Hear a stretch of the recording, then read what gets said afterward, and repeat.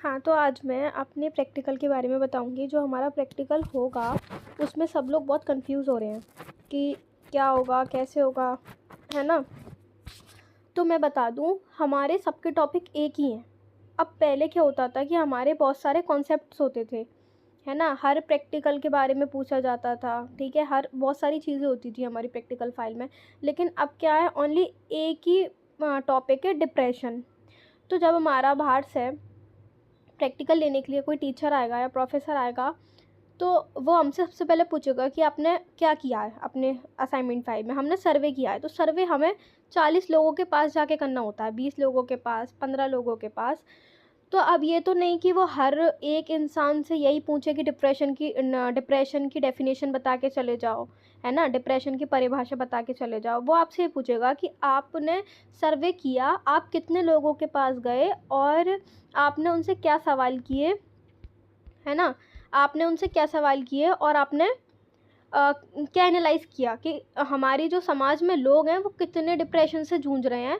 और अगर आपने एक पर्टिकुलर इंसान का सर्वे किया है, तो वो किस लेवल पे वो डिप्रेशन में है, मतलब लो है या फिर एवरेज है या फिर हाई है, ठीक है? वो किस कंडीशन में है, आपका जो पेशेंट है, आप जिसका सर्वे ले रहे हो, तो वो किस स्टेज पे डिप्रेशन की। कुछ लोग तो डिप्रेशन में होंगे ही नहीं, वो अपनी लाइफ में खुश होंगे, क्योंकि आप 20 लोगों से मिलोगे तो वो अलग अलग तरीके के बताएंगे कि मैं इतने इस लेवल पे हूँ, कि मैं इस पे हूँ, कि मैं इस पे हूँ, ठीक है? कुछ लोग तो डिप्रेशन में होंगे ही नहीं, ठीक है? तो सबसे पहले एग्जामिनर पूछेगा कि आपने किस बेस पे बनाई है अपने सर्वे। जो आपने सर्वे किया है वो किस बेस पे किया है, तो क्या है, अवसाद। अवसाद मतलब डिप्रेशन। तो सबसे पहले डिप्रेशन की डेफिनेशन याद कर लेना, ठीक है? सेकंड लाइन में लिख रही है परिभाषा, ये याद कर लेना, ठीक है? तो डिप्रेशन की परिभाषा बहुत सिंपल है, ठीक है? अब वो पूछेगा उसके लक्षण क्या हैं। तो लक्षण तो बहुत ईजी हैं कि बार बार आत्महत्या के बारे में सोचना, या फिर हर रोज़ बहुत मतलब दिन भर सोना, है ना? थकावट और कमज़ोरी आना, बॉडी में उठ नहीं पा रही बॉडी, दिन भर उदास रहना, तो यही डिप्रेशन के हमारे सिम्टम्स होते हैं, लक्षण होते हैं।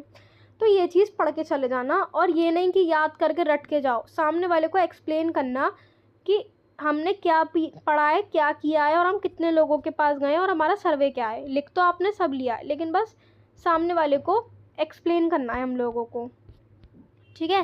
क्वेश्चंस पढ़ लेना 3-4, जिससे आप बता पाओ कि आपने सामने वाले से क्या क्या क्वेश्चंस पूछे हैं। और एनालिसिस दिमाग में रख लेना, झूठ बोल देना एनालिसिस कि एक इंसान हमने ये इस नाम का लिया था और इसका इतना डिप्रेशन का रेंज था, ये था, वो था। इतना ही है बस।